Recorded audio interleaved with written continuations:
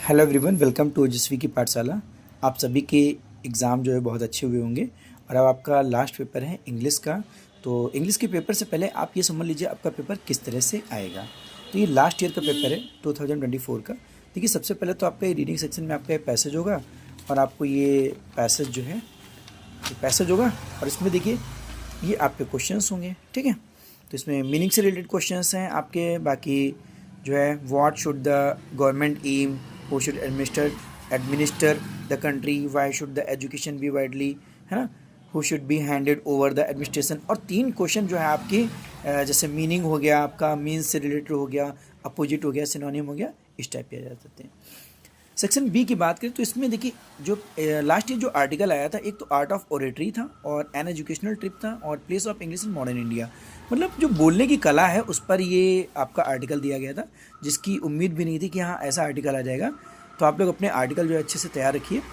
और educational trip तो आप जानते हैं शैक्षिक भ्रमण होता है, कहीं भी आप ट्रिप पे जा रहे हैं एजुकेशनल, तो वो जो ट्रिप होती है ना, तो वो आपका हो जाता है। Place of English in modern India, मतलब आधुनिक भारत में इंग्लिश का क्या स्थान है। भाई इंग्लिश का हर जगह बोलबाला है, तो भाई इस पर भी आ सकता है। और टेक्नोलॉजी पे ध्यान रखिएगा आप, तकनीकी पे, जैसे डिजिटल इंडिया हो गया, इस पर आप ध्यान रखिएगा। बाकी ये तो आप तैयारी कर लीजिएगा। उसके बाद में लेटर की बात करें तो यहाँ पर आपके 2 तरह के लेटर पूछे गए हैं। एक तो लेटर ये पूछा गया है कि पीस को मेंटेन करने के लिए आपको एक डिस्ट्रिक्ट मजिस्ट्रेट को जो है एक लेटर लिखना है। और जो है दूसरा जो पूछा गया है वो आपका यहाँ पर जो अनाज है उसकी जो सप्लाई है वो बहुत ही ख़राब सप्लाई है, उसको रोकने के जो है सेंस में यहाँ पर पूछा गया है लेटर यहाँ पर, ठीक है। तो आप इनको तैयार कर लीजिएगा और राइजिंग प्राइसेस पे भी तैयार कर लीजिएगा। उसके बाद में सेक्शन सी जो ग्रामर है इसको मैं एक्सप्लेन करूँगा, आप लोग ध्यान से सुनिएगा। सबसे पहला क्वेश्चन आपका है गवर्नमेंट रन बाय ऑफिशियल। तो भाई देखो, गवर्नमेंट रन बाय ऑफिशियल तो क्या हो जाता है, ब्यूरोक्रेसी, मैंने आपको बताया भी है। और आप वन वर्ड देख लीजिएगा, मैंने प्लेलिस्ट में पढ़ा हुआ है।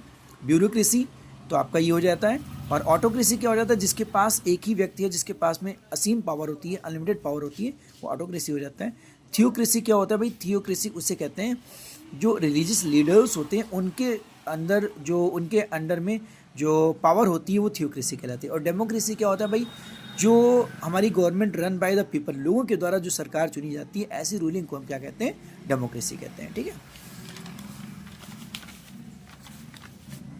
उसके बाद देखिए फ्रीज जो है आपके लिए बहुत इंपॉर्टेंट है और प्लेलिस्ट में हमारे जो नए फ्रेजल वर्ड पड़े हुए हैं उनको आप जरूर देख लीजिएगा।